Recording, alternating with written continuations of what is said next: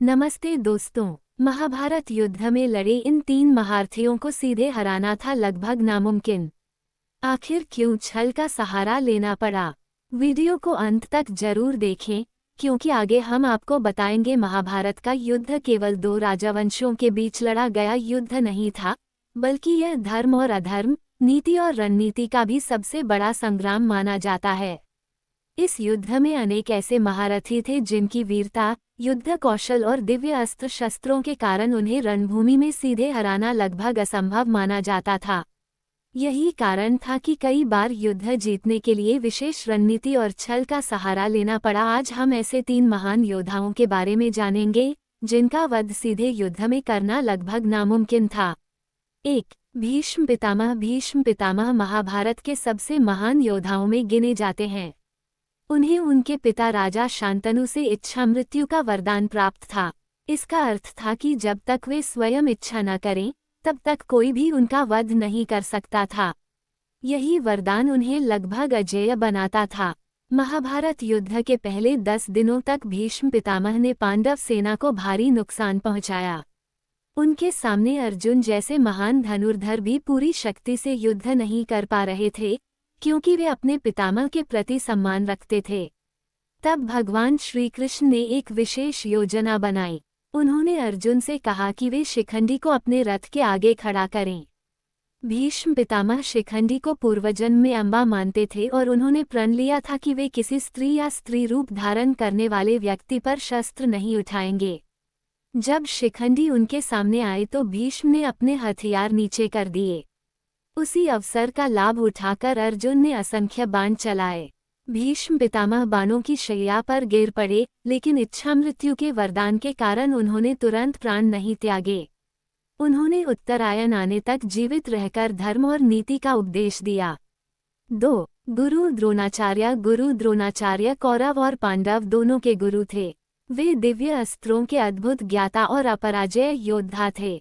जब तक उनके हाथों में धनुष था, तब तक उन्हें हराना लगभग असंभव था। युद्ध के दौरान द्रोणाचार्य ने पांडव सेना में भारी तबाही मचा दी। उन्हें रोकने का कोई उपाय दिखाई नहीं दे रहा था। तब श्री कृष्ण ने एक रणनीति बनाई। द्रोणाचार्य अपने पुत्र अश्वत्थामा से अत्यंत प्रेम करते थे। भीम ने अश्वत्थामा नाम के एक हाथी का वध किया। इसके बाद ये समाचार फैलाया गया कि अश्वत्थामा मारा गया। जब द्रोणाचार्य ने इसकी पुष्टि के लिए युधिष्ठिर से पूछा, तब उन्होंने महाभारत का युद्ध केवल 2 राजवंशों के बीच लड़ा गया एक साधारण युद्ध नहीं था, बल्कि यह धर्म, अधर्म, राजनीति, रणनीति और नैतिकता की सबसे बड़ी परीक्षा भी था। द्वापर युग के इस महायुद्ध में ऐसे अनेक महारथी शामिल हुए जिनकी वीरता और युद्ध कौशल का कोई मुकाबला नहीं था। लेकिन इनमें 3 ऐसे योद्धा थे जिन्हें रणभूमि में सीधे युद्ध करके पराजित करना लगभग असंभव माना जाता था। ये 3 महान योद्धा थे गुरु द्रोणाचार्य, गंगापुत्र भीष्म पितामह और दानवीर कर्ण। इन तीनों के पास अद्भुत शस्त्र विद्या, अपार अनुभव, दिव्य अस्त्रों का ज्ञान और अजेय पराक्रम था। यदि इनका सामना केवल युद्ध के नियमों के अनुसार किया जाता, तो पांडवों की विजय लगभग असंभव हो जाती। यही कारण था कि भगवान श्री कृष्ण ने धर्म की रक्षा के लिए ऐसी रणनीतियां बनाई, जिनकी वजह से इन तीनों महायोद्धाओं का अंत छल, नीति और युद्ध कौशल के मिश्रण से हुआ। भीष्म पितामह को इच्छा मृत्यु का वरदान प्राप्त था। वे जब तक स्वयं न चाहें, तब तक कोई भी उन्हें मार नहीं सकता था। इसके साथ ही उन्होंने जीवन भर किसी स्त्री पर अस्त्र न उठाने का संकल्प लिया था। श्री कृष्ण ने इसी प्रतिज्ञा को रणनीति का आधार बनाया। युद्ध के 10वें दिन अर्जुन ने शिखंडी को अपने रथ के आगे खड़ा किया। भीष्म ने शिखंडी को स्त्री मानकर उस पर शस्त्र नहीं उठाए। उसी अवसर का लाभ उठाकर अर्जुन ने बाणों की वर्षा की और भीष्म बाणों की शैया पर गिर पड़े। यह उनकी हार नहीं, बल्कि उनकी प्रतिज्ञा और धर्मपालन का परिणाम था। गुरु द्रोणाचार्य संसार के सबसे महान धनुर्विद्या आचार्यों में गिने जाते थे। जब तक उनके हाथों में धनुष था, उन्हें रोकना किसी भी योद्धा के लिए संभव नहीं था। युद्ध में वे अकेले ही पांडव सेना का भारी विनाश कर रहे थे। तब श्री कृष्ण ने एक ऐसी योजना बनाई जिसने पूरे युद्ध की दिशा बदल दी। भीम ने अश्वत्थामा नामक हाथी का वध किया और घोषणा कर दी कि अश्वत्थामा मारा गया। जब द्रोणाचार्य ने युधिष्ठिर से सत्य पूछा, तब उन्होंने कहा अश्वत्थामा हतः, और धीरे से जोड़ दिया नरो वा कुंजरो वा। अंतिम शब्द शंखध्वनि में दब गए। अपने पुत्र की मृत्यु का समाचार सुनकर द्रोणाचार्य शोक में डूब गए। उन्होंने अपने अस्त्र त्याग दिए और ध्यान में बैठ गए। तभी धृष्टद्युम्न ने उनका वध कर दिया। यदि द्रोणाचार्य शस्त्र न छोड़ते तो उनका पराजित होना लगभग असंभव माना जाता था। दानवीर कर्ण जन्मजात कवच और कुंडल के साथ पैदा हुए थे, जिससे वे लगभग अजेय थे। बाद में उन्होंने दानवीरता के कारण अपना दिव्य कवच कुंडल इंद्र को दान में दे दिया। फिर भी उनका पराक्रम किसी से कम नहीं हुआ। युद्ध के 17वें दिन अर्जुन और कर्ण के बीच भीषण युद्ध हुआ। उसी समय कर्ण के रथ का पहिया धरती में धंस गया। वे युद्ध के नियमों के अनुसार रथ का पहिया निकालने लगे और अर्जुन से कुछ समय रुकने का आग्रह किया। लेकिन श्रीकृष्ण ने अर्जुन को याद दिलाया कि अभिमन्यु के साथ भी युद्ध के नियमों का पालन नहीं किया गया था। धर्म की स्थापना और अधर्म के अंत के लिए अर्जुन ने उसी समय कर्ण पर प्रहार किया और उनका वध कर दिया। इन तीनों घटनाओं को आज भी महाभारत के सबसे चर्चित और विवादित प्रसंगों में गिना जाता है। कई लोग इन्हें छल मानते हैं, जबकि अनेक विद्वानों का मत है कि यह धर्म की रक्षा के लिए अपनाई गई आवश्यक रणनीति थी। यदि भीष्म, द्रोणाचार्य और कर्ण को सीधे युद्ध में हराने का प्रयास किया जाता, तो संभवतः महाभारत का परिणाम कुछ और ही होता। सबसे महान और प्राचीन महाकाव्यों में से एक है। इसे केवल एक धार्मिक ग्रंथ के रूप में नहीं, बल्कि जीवन, धर्म, न्याय, राजनीति, कर्तव्य और मानवीय मूल्यों का अद्भुत ज्ञानकोश भी माना जाता है। महर्षि वेदव्यास द्वारा रचित यह महाग्रंथ आज भी करोड़ों लोगों के लिए प्रेरणा का स्रोत है। द्वापर युग में लड़ा गया महाभारत का युद्ध भारतीय इतिहास और पौराणिक परंपरा का सबसे विशाल एवं महत्वपूर्ण युद्ध माना जाता है। इस महासंग्राम में लाखों योद्धाओं ने भाग लिया और असंख्य वीरों ने अपने प्राणों की आहुति दी। महाभारत का युद्ध केवल हस्तिनापुर के सिंहासन के लिए नहीं लड़ा गया था। इसके पीछे वर्षों से चला आ रहा अन्याय, अहंकार, छल, प्रतिशोध, कर्तव्य और धर्म अधर्म का संघर्ष छिपा हुआ था। यही कारण है कि यह युद्ध आज भी केवल एक ऐतिहासिक या पौराणिक घटना नहीं माना जाता, बल्कि मानव जीवन के सबसे बड़े नैतिक और आध्यात्मिक पाठ के रूप में देखा जाता है। इस महायुद्ध में एक ओर कौरवों की विशाल सेना थी तो दूसरी ओर पांडवों के साथ धर्म की रक्षा का संकल्प था। दोनों पक्षों में ऐसे ऐसे महारथी मौजूद थे जिनकी वीरता और युद्धकला का कोई मुकाबला नहीं था। भीष्म पितामह, गुरु द्रोणाचार्य, दानवीर कर्ण, अश्वत्थामा, कृपाचार्य, अर्जुन, भीम, अभिमन्यु, घटोत्कच और सात्यकी जैसे महायोद्धाओं ने इस युद्ध में अपने अद्भुत पराक्रम का प्रदर्शन किया। इनमें से कई योद्धाओं को रणभूमि में लगभग अजेय माना जाता था। महाभारत युद्ध की सबसे बड़ी विशेषता ये थी कि इसमें साधारण हथियारों के साथ साथ अनेक दिव्य अस्त्रों का भी प्रयोग किया गया। उस समय ब्रह्मास्त्र, पाशुपतास्त्र, नारायणास्त्र, आग्नेयास्त्र, वरुणास्त्र और वायव्यास्त्र जैसे दिव्य अस्त्रों का उल्लेख मिलता है। माना जाता है कि इन अस्त्रों की शक्ति इतनी प्रचंड थी कि वे पूरे युद्ध का परिणाम बदल सकते थे।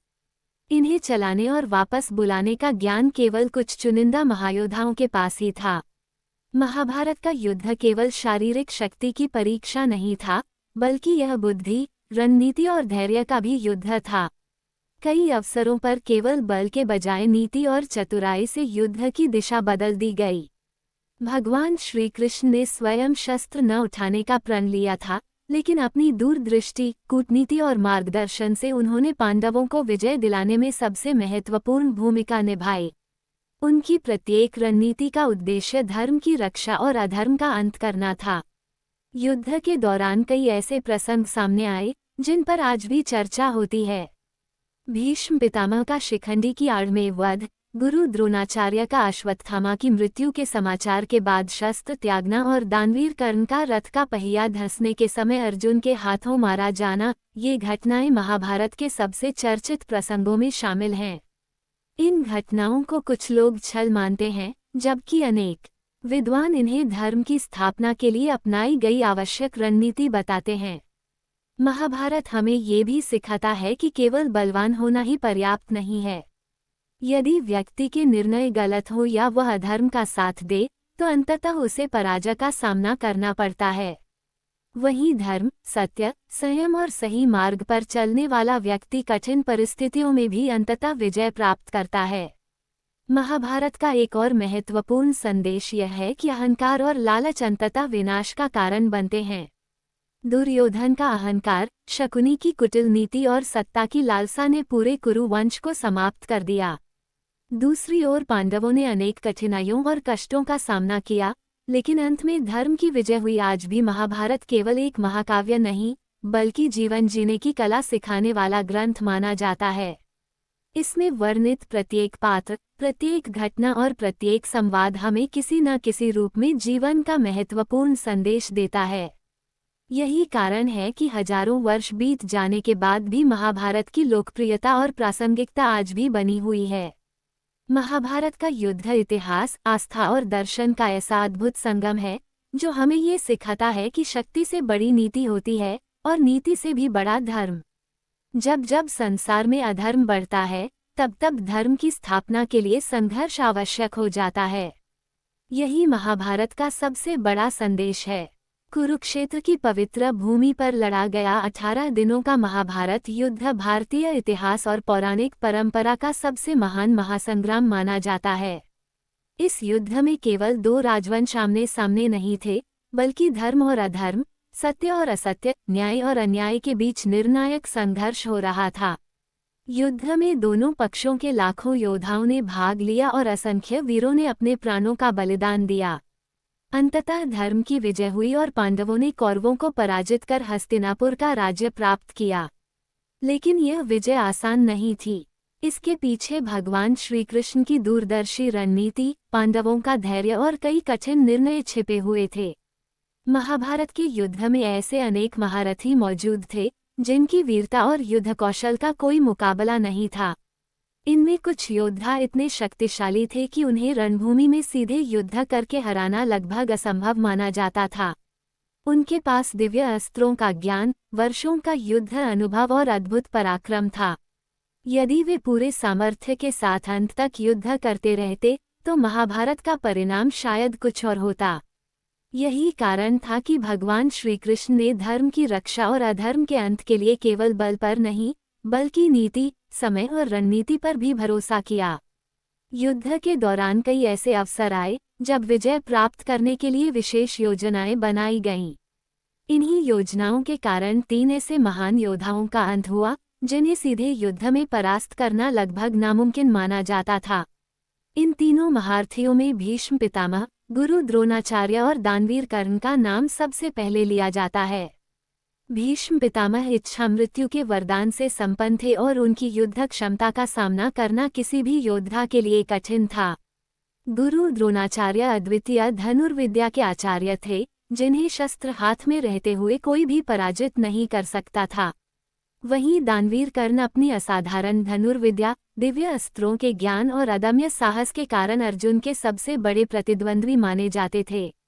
इन तीनों योद्धाओं का वध सामान्य युद्ध में नहीं हुआ, बल्कि ऐसी परिस्थितियों में हुआ जिन्हें महाभारत की सबसे चर्चित रणनीतियों में गिना जाता है। कुछ लोग इन्हें छल कहते हैं, जबकि कई विद्वान इन्हें धर्म की स्थापना के लिए अपनाई गई युद्ध नीति मानते हैं। यही कारण है कि आज भी इन घटनाओं पर चर्चा होती है और इनके पीछे छिपे धर्म, नीति और न्याय के सिद्धांतों को समझने का प्रयास किया जाता है। गुरु द्रोणाचार्य महाभारत के ऐसे महारथी जिन्हें शस्त्र हाथ में रहते हुए हराना लगभग असंभव था। महाभारत के सबसे महान योद्धाओं और आचार्यों में गुरु द्रोणाचार्य का नाम अत्यंत सम्मान के साथ लिया जाता है। वे केवल एक अद्वितीय धनुर्विद्या आचार्य ही नहीं, बल्कि दिव्य अस्त्रों के महान ज्ञाता और अपराजय योद्धा भी थे। पांडव और कौरव दोनों ने उन्हीं से शस्त्रविद्या और युद्ध कला का प्रशिक्षण प्राप्त किया था। अर्जुन जैसे महान धनुर्धर की प्रतिभा को निखारने में भी गुरु द्रोणाचार्य की सबसे महत्वपूर्ण भूमिका मानी जाती है। पौराणिक मान्यताओं के अनुसार द्रोणाचार्य ने भगवान परशुराम सहित अनेक महान ऋषियों और आचार्यों से शस्त्रविद्या का गहन ज्ञान प्राप्त किया था। उन्हें धनुर्वेद, युद्ध नीति और दिव्य अस्त्रों के प्रयोग में असाधारण महारत हासिल थी। कहा जाता है कि वे ब्रह्मास्त्र, ब्रह्मशिरास्त्र और अन्य अनेक दिव्य अस्त्रों के प्रयोग और नियंत्रण का ज्ञान रखते थे। इस असाधारण क्षमता के कारण युद्ध भूमि में उनका सामना करना किसी भी योद्धा के लिए अत्यंत कठिन माना जाता था। कुरुक्षेत्र के युद्ध में जब भी द्रोणाचार्य रणभूमि में उतरते, तब पांडव सेना में भारी तबाही मच जाती थी। उनके बाणों की गति, युद्ध कौशल और रणनीति के सामने बड़े बड़े महारथी भी टिक नहीं पाते थे। युद्ध के कई दिनों तक उन्होंने अकेले ही पांडव पक्ष को भारी क्षति पहुंचाई। उस समय ये स्पष्ट हो गया था कि जब तक द्रोणाचार्य के हाथों में धनुष और अस्त्र हैं, तब तक उन्हें पराजित करना लगभग असंभव है। ऐसी परिस्थिति में भगवान श्रीकृष्ण ने युद्ध की दिशा बदलने के लिए एक विशेष रणनीति बनाई। वे जानते थे कि द्रोणाचार्य अपने पुत्र अश्वत्थामा से अत्यंत स्नेह करते हैं। योजना के अनुसार भीम ने अश्वत्थामा नाम के एक हाथी का वध कर दिया। इसके बाद युद्धभूमि में ये समाचार फैलाया गया कि अश्वत्थामा मारा गया। द्रोणाचार्य को इस समाचार पर विश्वास नहीं हुआ। उन्होंने सत्य जानने के लिए धर्मराज युधिष्ठिर से पूछा, क्योंकि वे जानते थे कि युधिष्ठिर कभी असत्य नहीं बोलते। तब युधिष्ठिर ने कहा, अश्वत्थामा हतः, और फिर धीरे से जोड़ा, नरो वा कुंजरो वा, अर्थात अश्वत्थामा मारा गया, लेकिन मनुष्य या हाथी ये स्पष्ट नहीं है। कहा जाता है कि उसी समय शंख और नगाड़ों की ध्वनि इतनी तेज कर दी गई कि द्रोणाचार्य केवल पहला भाग ही सुन सके और उन्हें लगा कि उनका पुत्र वास्तव में मारा गया है। पुत्र वियोग के गहरे दुख में द्रोणाचार्य का मन युद्ध से विरक्त हो गया।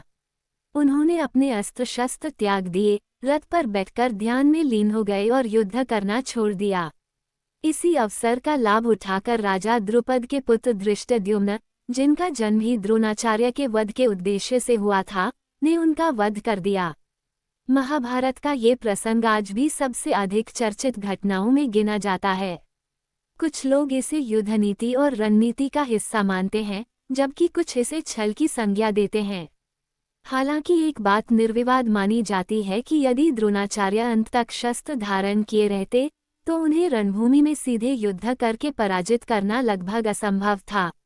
उनकी अद्वितीय युद्ध कला, दिव्य अस्त्रों का ज्ञान और असाधारण पराक्रम उन्हें महाभारत के सबसे अजेय महारथियों में स्थान दिलाता है।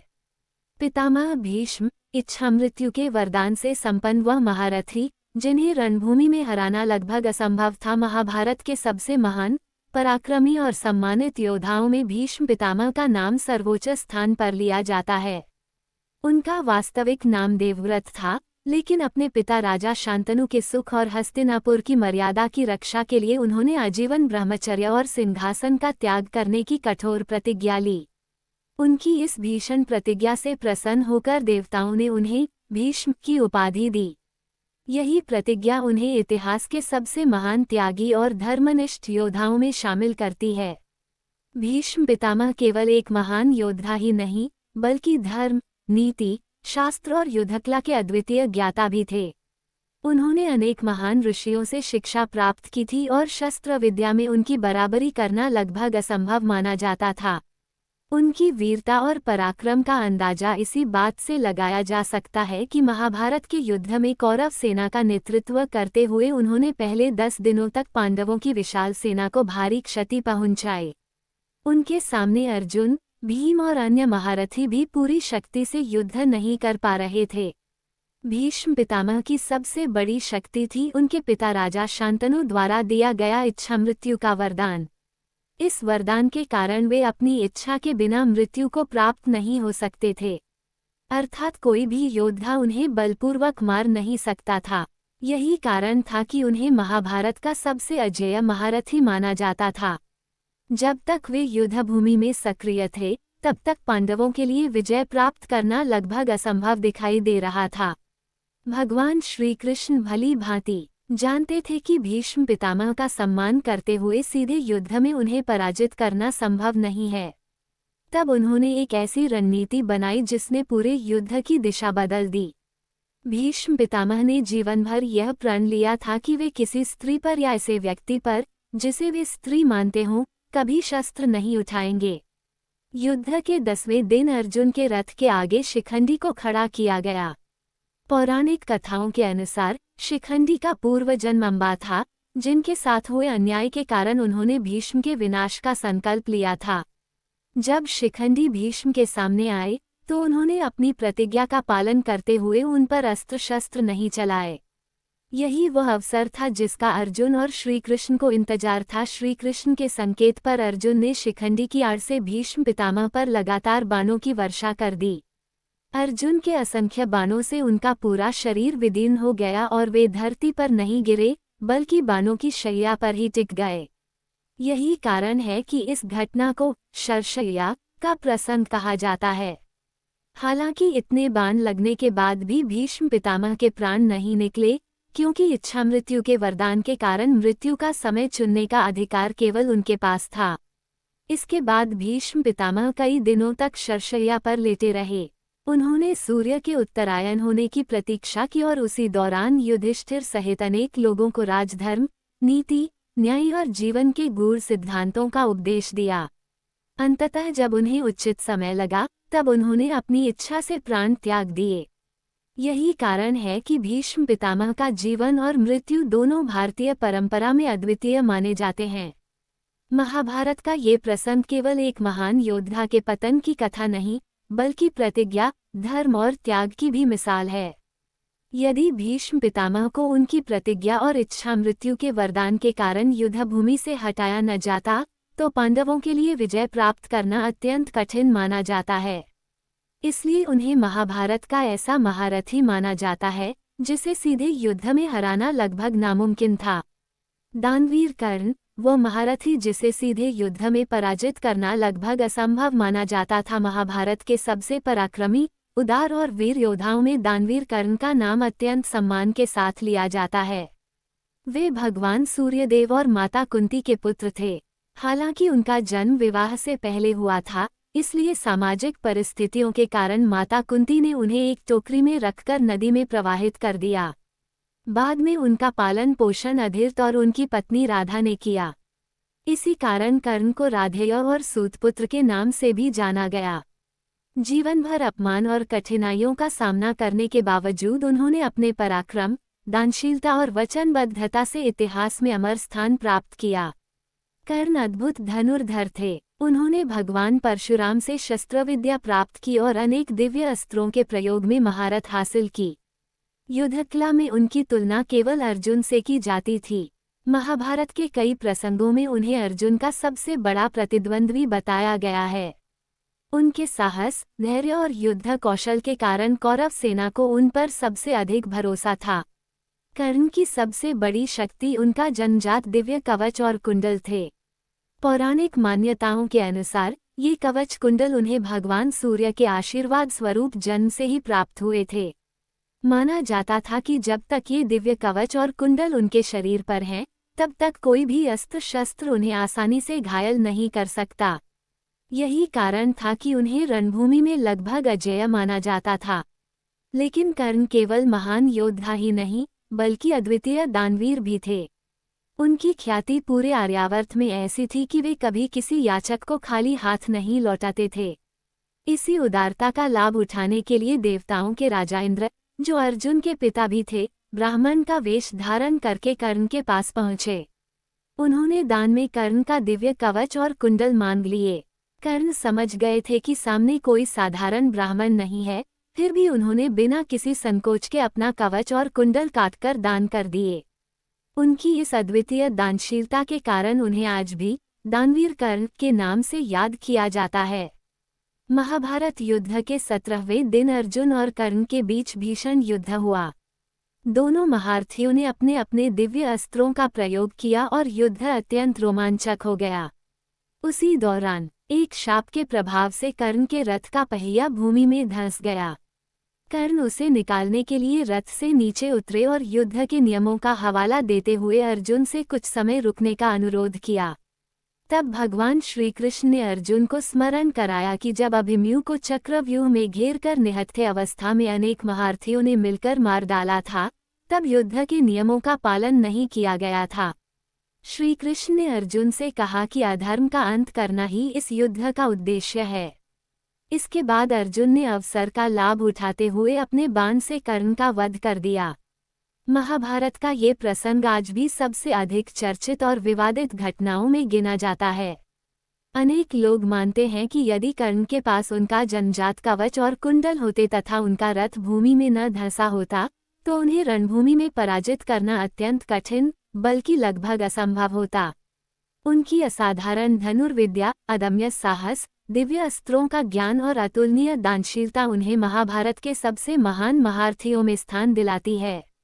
दानवीर कर्ण का जीवन हमें ये संदेश देता है कि विपरीत परिस्थितियों में भी साहस, आत्मसम्मान, वचनबद्धता और उदारता का मार्ग नहीं छोड़ना चाहिए। यही कारण है कि आज भी कर्ण को केवल एक महान योद्धा ही नहीं बल्कि त्याग, दान और स्वाभिमान की अमर मिसाल के रूप में याद किया जाता है। बहुत है, पूरी कहानी सुनाओगे, लेकिन सबसे पहले आपसे निवेदन है कि हमारे चैनल को सब्सक्राइब जरूर करें क्योंकि घंटे लग जाते हैं वीडियो को बनाने के लिए। आप प्यारे दोस्तों के लिए ही तो प्लीज